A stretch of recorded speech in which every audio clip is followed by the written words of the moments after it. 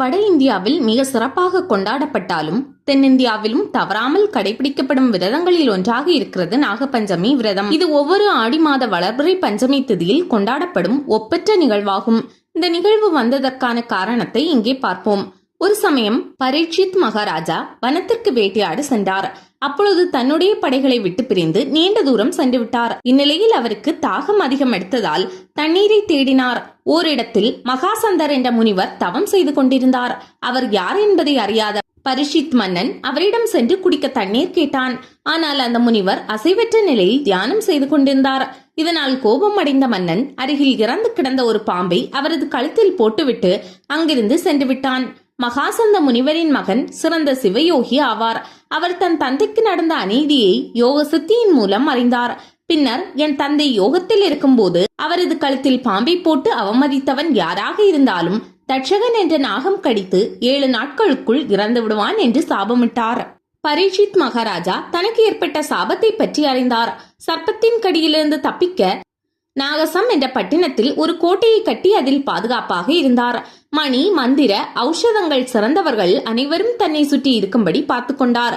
7வது நாள் பரீட்சித் மகாராஜாவை கடிப்பதற்காக நாகங்களின் தலைவனான தட்சகன் வயதான வேதியர் உருவம் எடுத்து வந்து கொண்டிருந்தான். இதற்கிடையில் மகாராஜாவை நாகத்தின் விஷத்திலிருந்து காப்பாற்றுபவர்களுக்கு 1,00,000 பொன் பரிசாக அறிவிக்கப்பட்டிருந்தது. இதை கேட்ட கசியபன் என்ற மந்திரவாதியும் அங்கே வந்து கொண்டிருந்தார். வழியில் தட்சகனும் கசியபனும் சந்தித்துக் கொண்டனர். மந்திரவாதியை சந்தித்த தட்சகன் தான் யார் என்பதை அவனிடம் கூறி தன்னுடைய வலிமையை காட்டினான். எதிரே இருந்த பசுமையான ஆலமரத்தில் தட்சகன் கடிக்க அடுத்த நொடியே அந்த ஆலமரம் எரிந்து சாம்பலானது. அதை பார்த்த மந்திரவாதி மந்திர ஒலியால் தீர்த்தமாக மாறியிருந்த நீரை எரிந்து போன ஆலமரத்தின் மீது தெளித்தான். மறுநொடியே அந்த ஆலயம் பழையபடியே பசுமையாக உருமாறியது. மந்திரவாதியின் வலிமையை உணர்ந்த தட்சகன் கர்மவினையால் பரீட்சித் மகாராஜா இறக்க வேண்டும், அவன் தருவதாக சொன்ன 1,00,000 பொன்னை நான் உனக்கு தருகிறேன், பெற்றுக்கொள் என்று கூறி 1,00,000 பொன்னை கொடுத்து மந்திரவாதியை திருப்பி அனுப்பினான்.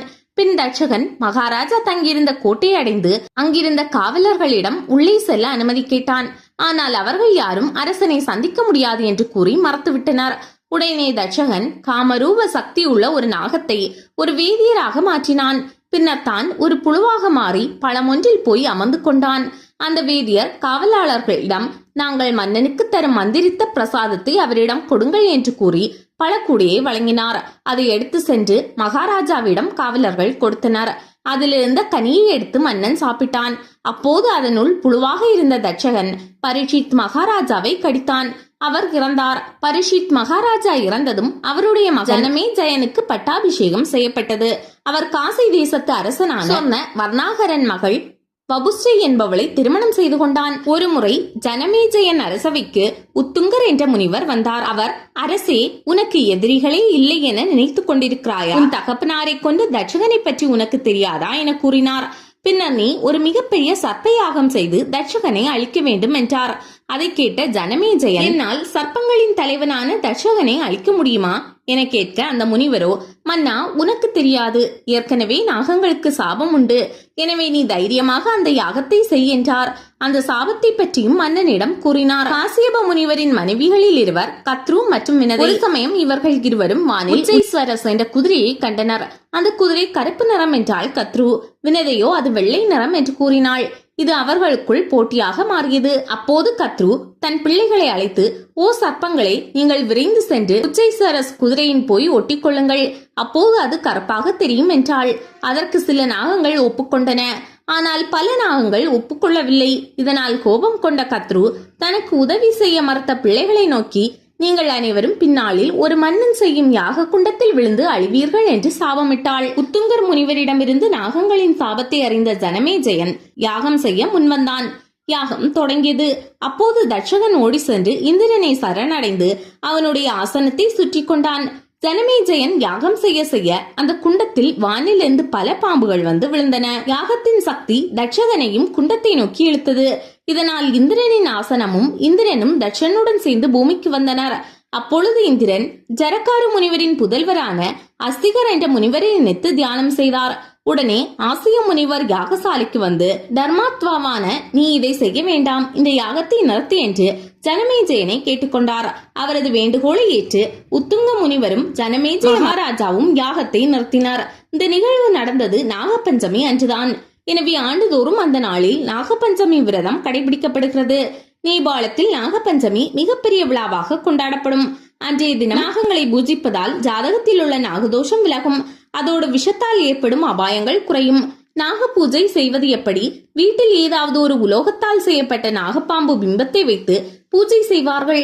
அந்த நாக வடிவத்தின் மீது மஞ்சள் சரடை வைத்து மலரும் சூட்டுவர். நாகராஜனை அர்ச்சனை செய்து பூஜை முடிந்த பிறகு தனது வலது கையில் மஞ்சள் சரடை கட்டிக்கொள்வார்கள். பின் அருகில் உள்ள பாம்பு புற்றுக்கு சென்று பால் விட்டு வெற்றிலை, பாக்கு, பழம் நைவேத்தியம் செய்து தேங்காய் உடைத்து கற்பூரம் ஏற்றுவார்கள். புற்றுக்கு சென்று பால் ஊற்றுவார்கள். புற்றுக்குள் பால் விட முடியாதவர்கள் பூஜை செய்யும் நாகத்திற்கே பால் அபிஷேகம் செய்யலாம். வீட்டிற்கு வந்த பிறகு வீட்டின் வாசலில் 2 பக்கத்திலும் மஞ்சள் பூசி குங்குமத்தால் பாம்பு படம் வரைந்து கற்பூரம் ஏற்றி வீட்டிற்குள் செல்ல வேண்டும். முன்பொரு காலத்தில் ஒரு மகாராணியின் உடன் பிறந்த சகோதரரை பாம்பு ஒன்று தீண்டிவிட்டது. அப்போது மகாராணி இந்த நாக பூஜையை செய்ததன் பலனாக அந்த சகோதரர் காப்பாற்றப்பட்டார் என்று கூறப்படுகிறது. எனவே இந்த பூஜையை நாகப்பஞ்சமி அன்று உடன் பிறந்த சகோதரர்களுக்காகவும் சகோதரிகள் செய்வார்கள். அந்த பெண்ணின் சகோதரர் வயதில் சிறியவராக இருந்ததால் அச்சுதையும் பாம்பு புற்று மண் சேர்த்து ஆசீர்வதிப்பார்கள். மூத்தவராக இருந்தால் அவர்களிடம் ஆசீர்வாதம் வாங்கிக் கொள்வார்கள். சகோதரர் வெளியூரில் இருந்தால் இந்த பிரசாதத்தை தபாலில் அனுப்பி வைக்கலாம். நாகப்படத்தின் முன் ஆதிசேஷன், வாசுகி, தட்சகன், குளிகன், சங்கன், கார்கோடகன், பத்மன், மகாபத்மன் ஆகிய நாகங்களை முதலில் தியானம் செய்ய வேண்டும். நாகபுஷ்பத்தால் அர்ச்சிப்பது விசேஷம். காய்ச்சாத பால் பூஜைக்கு மிக விசேஷம்.